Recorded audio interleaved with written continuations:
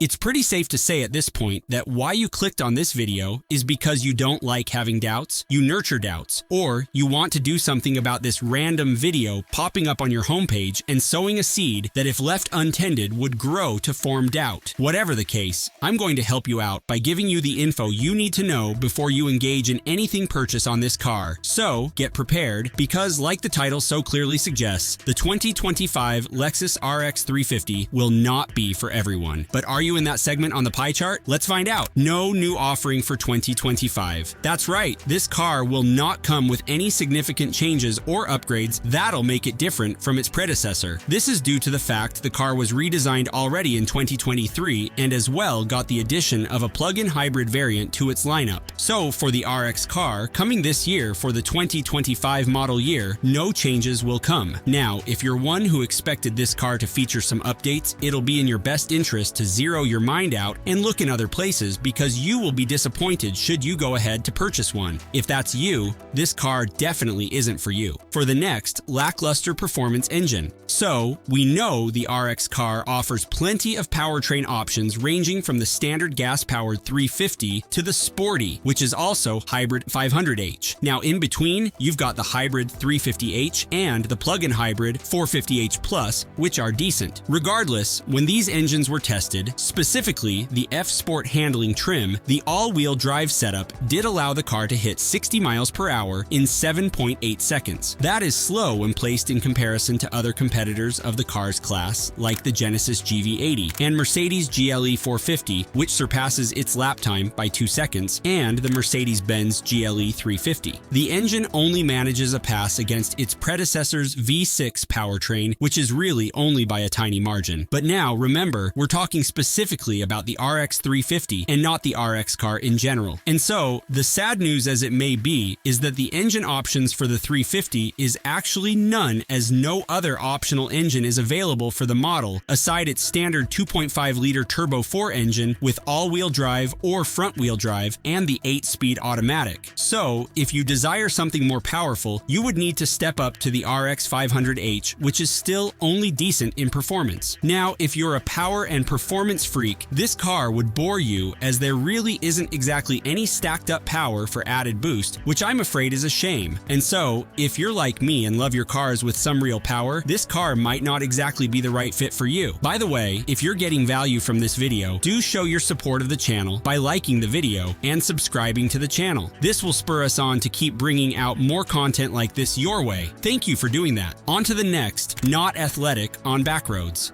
Now, I know what you're thinking, it's a Lexus. It's not got a really great engine, but it can handle that. And you're right, the engine is decent. In fact, it's not the problem this time. The tires, however, are a different story. Just like all the rest RX cars, the 350's tires are no different. Think of it like this. The RX 350's tires are like your favorite sneakers. They're great for walking on pavement, maybe even a little bit of gravel, but throw them on a hiking trail and they're not gonna cut it. That's because they're designed for comfort and on-road performance, not off-road adventures. The standard tires on the RX 350 are all-season tires, which means they're a jack-of-all-trades, master-of-none kind of deal. They're okay in most conditions, but they're not specialized for anything. Its tires have a pretty standard tread pattern, which is great for pavement, but not so great for off-road terrain. The tread is designed to grip smooth surfaces, not dig into dirt and gravel. And the tire compound? It's designed for on-road durability, not off-road traction. And let's not forget about ground clearance. The RX 350's got about 8.1 inches of clearance, which is pretty standard for a luxury SUV. But when you're talking about back roads, you want as much clearance as possible to avoid scraping the underside of your car. So what does all this mean? Well, it means that the RX 350 might not be the best fit for back roads. It's not that it can't handle them, it's just that it's not designed for that kind of terrain. It's like trying to play basketball in dress shoes. You can do it, but you're not going to be very good at it. Now, if you're really set on taking your RX 350 on back roads, you could always upgrade the tires to something more aggressive, like off-road specific tires. But that's going to change the way the car handles on pavement, and it might not be worth it if you're not planning on doing some serious off-roading. And it might just be better to go another route and pick another car, because this car might just be giving you hints it's not for you. Moving on, limited storage. And with all we've discussed, you'd think the 350 will do better in the storage, but no, with a capacity capacity of 29.6 cubic feet when the seats are up, it basically trails yet again. A bonus though is that it is clear of those weird shapes and cubbies. The car nonetheless lags behind rivals like the Mercedes-Benz GLE and Acura MDX even with all seats down. If we bring towing into consideration, the RX 350 doesn't stand much chance, being less impressive even when properly equipped to muster only a 500-pound tow rating, of which its competitors could tow far more. So, if you have a family and obviously love to travel a lot, you'll definitely want more space, and thus might consider another car that might turn out a better fit. The Lexus is a great car, really decent in fact, but you have to understand what you want in a car and go for just that. So, if you find yourself on the wrong side of any of these points discussed, you really might need to reconsider and check something else. Now, to give you an idea, here's one really good SUV I'm excited about to be coming for 2025.